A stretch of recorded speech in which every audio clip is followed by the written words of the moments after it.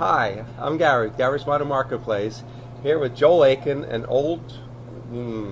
a good friend. Old sounds, you know. We've known each other for a long time. We've known each other for a long time.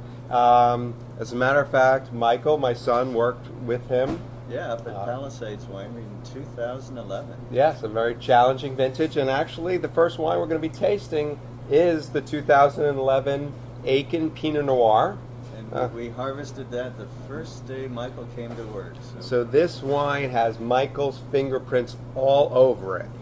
Absolutely. So I'm gonna get us started here, and you want to tell us a little bit about your Aiken project?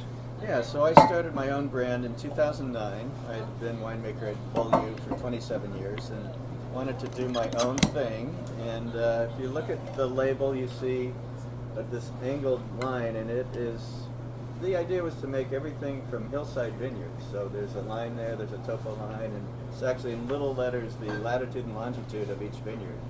And I started off with Sonoma Mountain Pinot Noir. So when I look at the label, it's not just the line. The line will have the longitude and latitude? Yeah, if you see right there, tiny letters, latitude and longitude. I learned something new. Yeah. So hillside. So I started off with this Pinot Noir from Sonoma Mountain.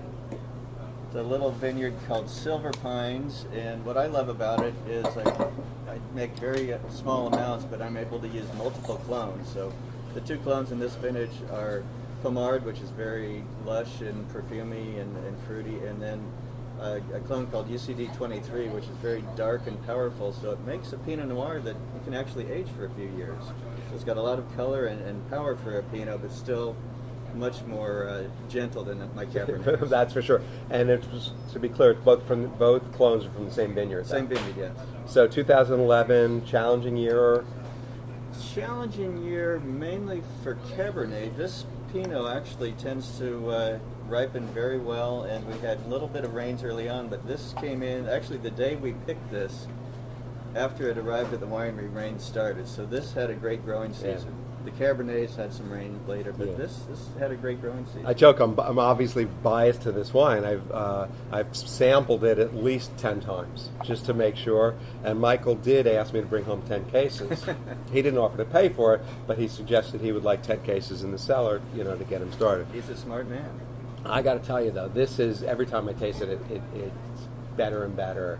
The fruit and the structure of the wine is spectacular. The thing that I love about this vineyard is I need to bottle age this like a Cabernet. This is 2011. It's been in the bottle over 2 years. 2012 is still evolving. So this, I think, will age for quite a few years. Well, the good news is, so Michael, for his wedding, we have a 9-liter BV George Latour from 1992.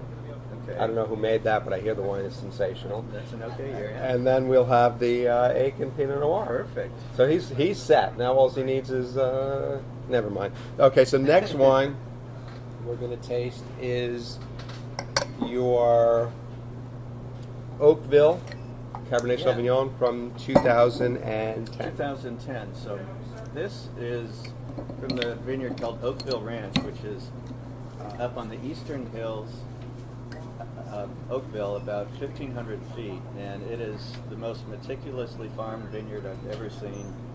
Phil Katuri farms it, and he will pull out berry by berry that isn't perfect. It's just a beautiful, beautiful vineyard.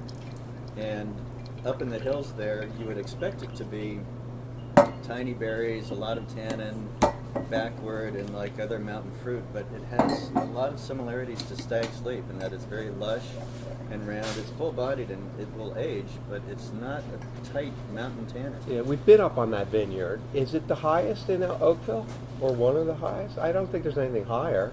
Well, Stagecoach is behind it. I don't know that that's called Oakville. No, it's not. So and then I've been at Pritchard Hill, obviously. Yeah, if you're like Pritchard at Hill is higher. Ovid, you look straight down at Oakville Ranch's winery. But it's up there for an Oakville appellation. It's as high as you get. It could be the highest for Oakville. I haven't done my research well enough. But you're right. I've been to that vineyard. It's a spectacular vineyard. It's amazing. So I'm going to taste. Tell me about the wine. What you think? So, like I was saying, it has a lot of lushness for a hillside Cabernet, even though the berries are tiny. It's really fruit driven. The texture is what I love. It will age, but it doesn't need to age. When we taste my Rutherford, it's got brawny tannin, and this is drinkable now. But it's 2010, which I think is a very perfumey, very floral vintage, beautiful fruit. Some dark berries, blueberry-ish, maybe blackberry a little bit.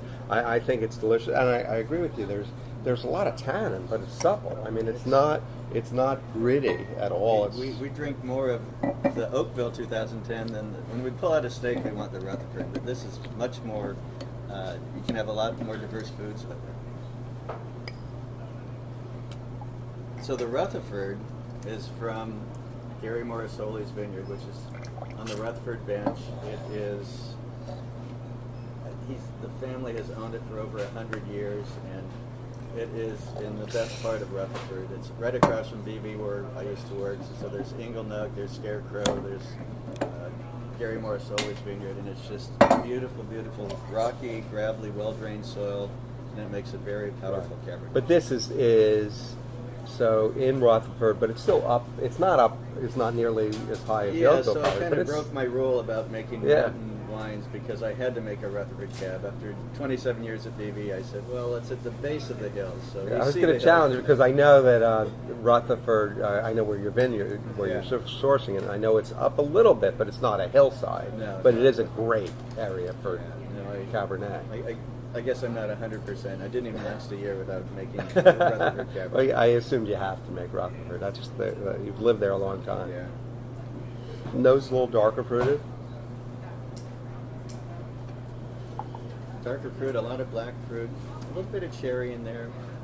I get some mocha on the palate, and what we call in Rutherford fine tannins. Very, very firm tannin, but they're not painful. They're elegant, and wine that helps these wines to age for decades.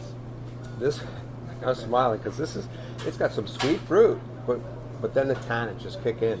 Yeah, and actually to soften that tannin somewhat, I barrel ferment half of this, which is taking the heads out of the barrels like this, putting 400 pounds of grapes in there, and then it will ferment in the barrel, and then I age it in there, and the tannin softens, it complexes with the oak. In 2010, this went 86 days in the barrel. Wow! Before we drained and pressed. This is a mother load of Cabernet. This is a big, rich. It's powerful, but I get you could drink it, but you do need that slab of meat. You need a nice steak. You need a good steak. And, we'll see. 3-5 years from now, it'll be at a really great point. Great idea. I think we'll retaste it tomorrow night with a piece of steak. Sounds like a good idea.